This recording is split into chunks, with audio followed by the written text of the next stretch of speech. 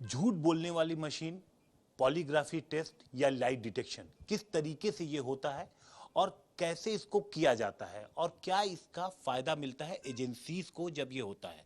हम आपको एक डेमो दिखा रहे हैं कि आखिर कैसे होता है। आप ये देखिए, हमारे ही साथी हैं ये, जिन्हें यहाँ पर लिटाया गया है। तमाम मशीनें इनसे जोड़ दी गई हैं। ये आप देखिए, सब मशीनों से इन्हें जोड़ दिया गया है। इनसे अब सवाल पूछी जाएंगे।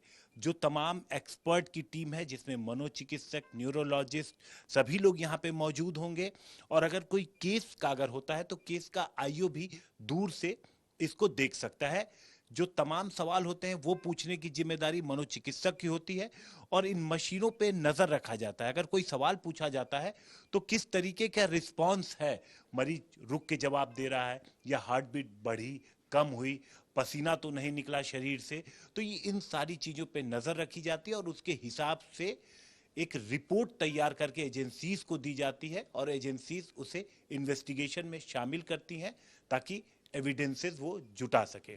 ये पूरी डॉक्टर्स की टीम है। आप देखिए यहाँ पर जो लोग हैं, हमारे साथ न्यूरोलॉजिस्ट हैं डॉक्टर अमित श्रीवास्तव जी, हमारे साथ मनोचिकित्सक भी मौजूद हैं और साथ ही साथ मैम आपका रोल क्या होगा? हाँ, मैं एक एनेस्थेटिस्ट और इंटेंसिविस्ट हूँ and I deal with the drugs which have action on the brain function and the monitoring.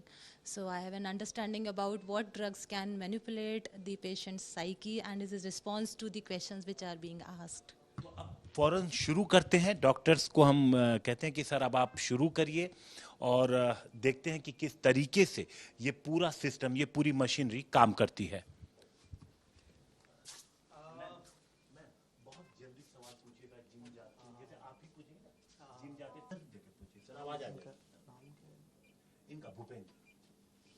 Upendra जी नमस्कार। मैं डॉक्टर अमित श्रीवास्तव हूँ। आपसे कुछ सवाल पूछूंगा मैं, ठीक है? तो इसमें कुछ सवाल तो मॉक सवाल होते हैं जिसमें हम जस्ट पेशेंट को प्रिपेयर करने के लिए कुछ सवाल पूछते हैं, ठीक है? इसमें कोशिश आपको यही करनी है कि आप सच बोलें, ठीक है? और जो हमारे पास ये जो पैराफर्निलिया जो हमने लगाया, जिसमें हार्ट रेट मेजर करते हैं हम, रेस्पिरेटरी रेट यानी जो सांस की गति है उसको मेजर करते हैं हम, और फिर कुछ स्किन रिस्पॉन्स होता है जिसको सिंपैथेटिक स्किन रिस्पॉन्स होता है। उससे जैसे आम भाषा में जिसे कहते हैं कि यदि आप घबराए हुए हैं तो आपका पसीना निकलता है ना? फिर कुछ बॉडी मूवमेंट्स होती हैं जिससे ये पता चलता है कि व्यक्ति एंग्शियस है। तो हम कुछ इन 4-5 चीज़ों का मिश्रण से हम कुछ डिड्यूस करते हैं कि ये व्यक्ति सच बोल रहे हैं या झूठ बोल रहे हैं। So in short this is what we call as polygraphy test, ठीक है? ये मशीनों में नजर आता है सर? हाँ, तो इसमें मशीनों में जैसे ये देखिए, ये जो हमारा मशीन है इसमें आपको ये ऊपर जो दिख रहा है ये पल्स रेट है, ठीक है? ये ब्लड प्रेशर है, तो इसका फ्लक्चुएशन जो है ये हम मेजर कर सकते हैं, ठीक है? एक और है वायर, ये इसमें ये एक वायर ये लगा हुआ है, ये सिंपैथेटिक स्किन रिस्पॉन्स मेजर करता है, ठीक है? तो बेसिकली ये देखता है कि पसीने की, जैसे आपने सवाल पूछा तो पसीना कम हुआ, ज़्यादा हुआ, दैट। फिर रेस्पिरेटरी रेट को मेजर करने के लिए एक्चुअली एक एब्डोमिनल बाइंडर होता है, वो अभी इसमें है नहीं, ठीक है? जिससे कि रेस्पिरेटरी रेट भी मेजर होता है। फिर ऐसे तो हमने इनको लिटाया हुआ है, बट यूजुअली इसकी एक कुर्सी होती है जिसमें बॉडी मूवमेंट्स को बहुत सेंसिटिवली कैच किया जाता है। जैसे आप व्यक्ति बैठा है तो उसकी फिंगर्स की मूवमेंट क्या हुई जब आपसे सवाल पूछा गया। जैसे कहते हैं ना, जब आप एंग्शियस हैं तो आपके हाथ में कुछ एंग्जाइटी होगी, so that chair measures those, they catch those responses. छोटी छोटी भी अगर शरीर के अंदर कोई भी अगर वो है तो सारी चीजें ये कैप्चर कर लेता। तो मोटा मोटी इन 4-5 जो पैरामीटर्स हैं, इससे हम ये अंदाज़ा लगाते हैं कि ये व्यक्ति सच बोल रहा है या झूठ बोल रहा है। तो ऑब्वियसली इसकी पूरी प्रोसेस है, इसके एविडेंस बेस्ड हुआ कि भाई कितने हार्ट रेट से ज़्यादा माना जाएगा तो कहा जाएगा कि इट इज़ सिग्निफिकेंट। कितना heart rate as a normal heart rate, जैसे पहले तो हमें बेसलाइन देखना पड़ता है व्यक्ति का। जैसे हमने बेसलाइन देखा तो करीब 85-86 के आसपास आ रहा था। अभी तो जब हम सवाल पूछेंगे तो मान लीजिए 10-15 अगर बढ़ गया तो हम मानेंगे कि इट इज़ रॉन्ग और राइट अकॉर्डिंगली, है ना? शुरू करते हैं। उपेंद्र जी, आप जिम जाते हैं? हाँ जी, जाता हूँ। जिम जाते हैं आप? हाँ, जाता हूँ। ठीक है। आप सुबह कितनी देर वॉक करते हैं? मैं जो है वॉक करते हैं कि नहीं, पहला तो सवाल ये है। करता हूँ। वॉक करते हैं आप? सर ये बढ़ ठीक है। ये बढ़ रहा है हाँ, ये ईसीजी बढ़ बढ़ रहा। हाँ, देखिए 95 हो गया आपका। 97 हो गया। हाँ, 97 हो गया। 99। ठीक है। तो ये क्या झूठ बोल रहे हैं सर कि ये रोज टहलते हैं? तो आप 100 हो गया। हाँ, तो भूपे आप बताएं कि ये जो सवाल के जवाब सही थे कि गलत थे? ये मैंने झूठ बोला था। हाँ, तो जैसे देखें तो झूठ बोलने की वजह से अब आप देख रहे हैं जैसे इनका 95 96 हो गया। वैसे तो देखिए ये तो बहुत इन्होंने बहुत लाइटली झूठ बोला है अगर मैं आम भाषा में कहूँ तो। बट जब कोई व्यक्ति जिसका किसी क्राइम के लिए उसका अगर चेक किया जा रहा है तो obviously the response will be much wider, means 100 से ऊपर 110 के ऊपर चला जाना चाहिए, है ना। तो इसी तरह रेस्पिरेटरी रेट भी होता है, वो भी बढ़ जाता है। फिर कुछ मूवमेंट जो होती है वो हो जाती है। सिंपैथेटिक स्किन रिस्पॉन्स को अभी ऐसे हम टीवी ऐसा नहीं दिखा सकते, उसका प्रॉपर प्रोसेस होता है, तो इट्स अ माइन्यूट प्रोसेस। तो वो सब तो फिर उन सब की एक डॉक्यूमेंट करके फिर ये डिटेक्ट किया जाता है कि ये शायद सही बोल रहे हैं गलत। और दूसरा कि ये कितना सही है कितना गलत है उस पर भी I think madam will be able to tell you and the psychiatrist will, इसकी कितनी वैलिडिटी है। इस टेस्ट को करना तो बहुत आसान है, लेकिन इसकी वैलिडिटी बहुत क्वेश्चनेबल है, एक्यूरेसी भी, क्योंकि ऐसी बहुत सारी कंडीशंस होती हैं जो अपने आप ही इसके टेस्ट रिजल्ट्स को अफेक्ट करती हैं।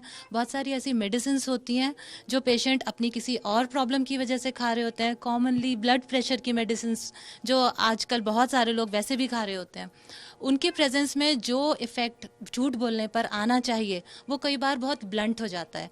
उसके अलावा जो क्रिमिनल साइकोलॉजी के लोग होते हैं जिनको ऑलरेडी ये सब पता होता है कि हमारा ये टेस्ट होने वाला है, उन्हें इसके फॉल्ट्स भी ढूंढना बहुत आसान लगता है। उनके लिए बहुत आसान होता है पता लगाना कि हमसे जब पूछा जाएगा तो क्या टेस्ट होगा और हमें उसको प्रिवेंट करने के लिए कैसे उससे बचना है। इन सारी चीज़ों को अवॉइड करने के लिए हमारे पास कुछ मेडिकेशंस भी होती हैं। जैसे हम कॉमन भाषा में एक इंजेक्शन होता है जिसे हम ट्रूथ सीरम बोलते हैं। इंजेक्शन थायोपेंटोन होता है, पेंटोथाल, उसको देने से कुछ हद तक पेशेंट के ब्रेन की कंट्रोल पेशेंट के हाथ से निकल जाता है। तो हम उस कंडीशन में जब पेशेंट से सवाल पूछते हैं तो काफ़ी हद तक हम ये एज्यूम कर सकते हैं कि पेशेंट झूठ नहीं बोल पाएगा। नार्को से कितना अलग होता है? नार्को में क्या देते हैं? अगर आपने झूठ सीरम, अगर आपने पॉलीग्राफी में, बिल्कुल सही कह रहे हैं आप, इसी को नार्को टेस्ट बोलते हैं एक्चुअली, जब हम ड्रग दे के एक लाई डिटेक्टर टेस्ट करते हैं। पॉलीग्राफी में ड्रग नहीं देते। पॉलीग्राफी में हम ड्रग नहीं देते। पॉलीग्राफी में सिर्फ हम पेशेंट से सवाल जवाब करते हैं और पेशेंट के मेनली ये 4 वाइटल पैरामीटर्स हम ऑब्जर्व करते हैं थ्रू आउट द इंटरव्यू, और उसमें जो वेरिएशंस होती हैं उनको रिकॉर्ड करके हम ये एनालाइज करते हैं कि जो पेशेंट ने सवालों के जवाब दिए वो सही थे या झूठ थे। वो सिर्फ एक रफ एस्टिमेट है। आप मनोचिकित्सक हैं। हाँ, इसमें आई जस्ट ऐड जो मैम बोल रही हैं। सो फर्स्ट जो हम पॉलीसोमनोग्राफी कर रहे हैं उससे पहले जो नार्को टेस्ट है वो पहले करेंगे, यानी उसमें जो ब्रेन का आगे वाला पार्ट है वो एक तरीके से शट ऑफ हो जाता है। तो जो भी मेरे हिपोकैम्पस में मेमोरीज है मैं डायरेक्टली बोलूँगा, पर इसके ऑब्वियसली एथिकल और लीगल सिनेरियोज हैं कि पेशेंट अपने वॉलंटरली नहीं बोल रहा है, राइट। सो ये सेकंड फेज़ हम उसके, और उसमें भी हम क्वेश्चंस पूछते हैं। अब उसमें कंसर्न ये है कि क्या वो अपनी बाकी ड्रीम्स या पुरानी मेमोरीज की वजह से तो नहीं बोल रहा है या वास्तविक में वो हुआ है, right. Apart from the ethical and कुछ और क्वेश्चन पूछते हैं डॉक्टर साहब, कुछ और हाँ, जैसे कुछ और सवाल पूछते हैं जनरल साइड, देखते हैं ये सच बोलते हैं या झूठ, और क्या जवाब देती है। भूपेन जी, आप अपनी नौकरी से खुश हैं? हाँ जी, बहुत खुश हूँ। बहुत खुश हैं, ठीक है। मैं भी कह, जैसे ये मशीन लगी हुई से सर पे एक दबाव सा बढ़ता है। हाँ, ऐसा पड़ रहा है आपको? सर में मतलब दबाव सा महसूस हो, टेंशन सी फील हो रही है? ऐसा लगता है सर में बहुत भारीपन सा। भारीपन सा ये टेंशन की वजह से भी होता है क्या?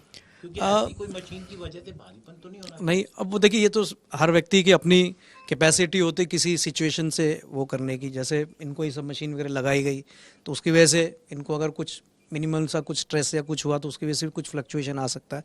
तो यूजुअली जब ये जो टेस्ट होता है उसमें वो सब चीज़ों को, जो ये सब जो फॉल्स नेगेटिव या पॉजिटिव वाली जो चीज़ें होती हैं उसको पहले रूल आउट कर लिया जाता है।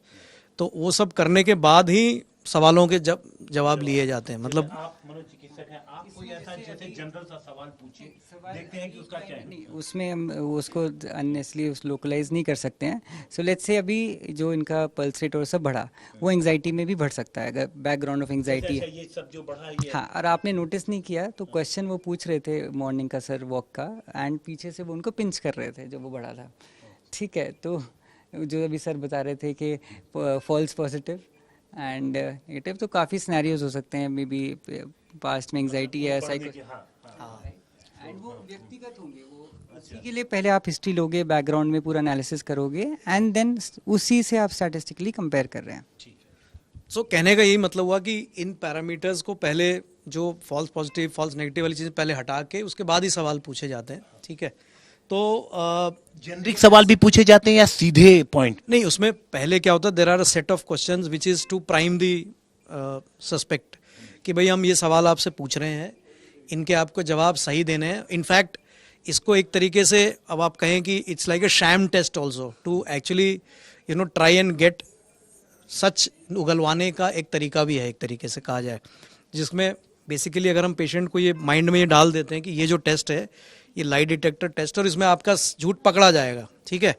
तो जब व्यक्ति इस मानसिकता के साथ इस टेस्ट में जाता है तो the chances of the response या जो वेरिएशन है वो और ज़्यादा बढ़ जाता है, ठीक है।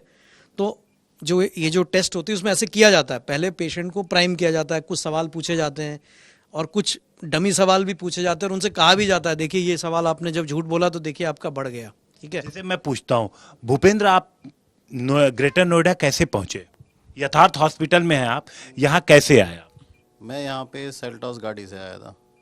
देखिए इन्होंने सच बोला तो कोई इम्पैक्ट यहाँ पर जी जी जी, ये हाँ सारी मशीनें एकदम सब, हाँ जब बिल्कुल इसके पहले बिल्कुल, हमने देखा था कि चेंज हुआ था। जी जी।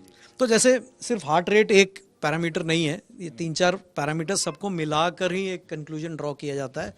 And again as everybody told कि इसकी